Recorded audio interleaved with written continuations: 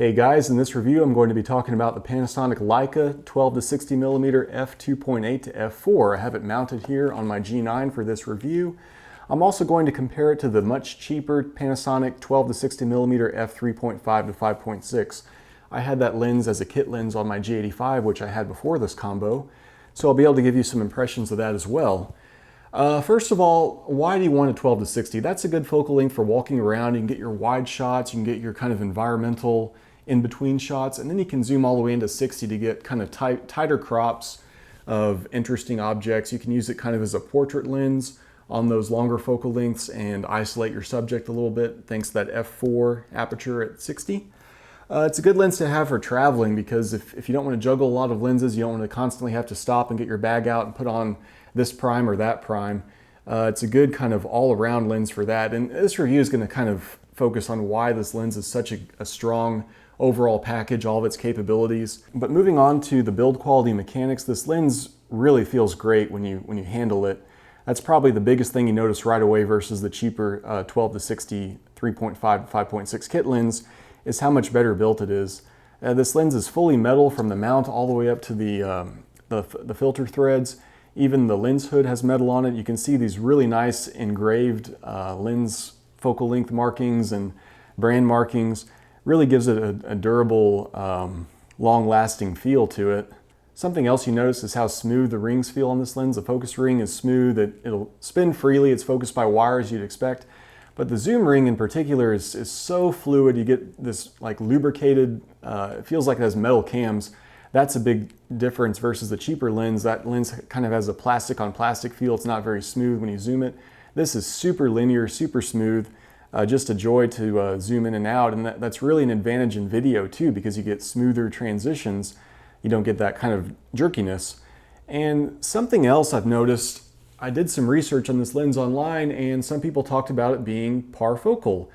Now what does parfocal mean? That means when you zoom in on an object, it maintains the same focal point whether you're at wide angle or telephoto. It doesn't drift forward or back.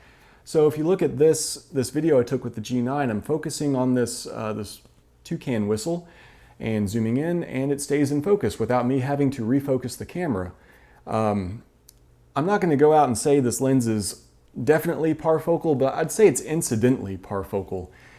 In my practice, it's shown itself to have those characteristics, but you have to keep in mind that lenses that are advertised as parfocal are very expensive and very like focus made for video. So this lens, I think it's kind of like an incident or a consequence of the design. Panasonic does not market it as parfocal, but it has that characteristic. So I would consider that to be an advantage of this lens. It's very nice for video, not having to refocus when you zoom into something like that. It can allow for some pretty cool effects. Moving on to image quality. The kit lens, the 12 to 60 3.5 to 5.6 was pretty sharp at the wide end, but as you zoomed in, it kind of lost a little bit of sharpness. This lens is much more uniform in terms of sharpness. If you go all the way out to 60, everything still looks really crisp. But the sharpness wasn't the biggest difference I saw between this lens and the cheaper one. The biggest difference had to be out of camera color and contrast. It is so good on this lens that I find myself when I make adjustments in Lightroom, I immediately like walk them back because it's too much. It's too vibrant. The contrast is goofy. It's too much. So this lens gives me such good out of camera results that it's really cutting down on my post-process time. So that could be a consequence of the more advanced optical designs, the more exotic elements in this lens. But it's something to keep in mind. This lens has really good color and contrast right out of the camera. Now paired with my G9 especially, I'm able to do some crazy voodoo stabilization with this lens. I can get shots 5 seconds, 6 seconds.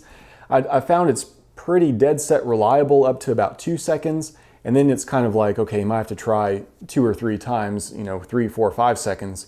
But it's pretty cool I can do that, and it's something that really narrows the gap for still subjects for micro four thirds to full frame, is being able to shoot like this shot, ISO 100 at night of this coffee shop here. And here I am pulling up the shadows in Lightroom and everything looks so clean because I'm able to use that low ISO, and I'm able to use the low ISO because the stabilization is just so rock solid with this lens. So that's something else that's kind of a feather in the cap of this system, is how reliable and how effective that is. And not just in stills. Check out this walking clip. This is 4K 60, like this whole video. Hope you have a good internet connection, by the way.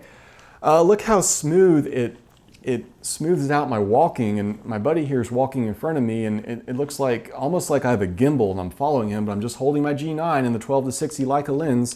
So the stabilization is definitely something that's fantastic about this lens.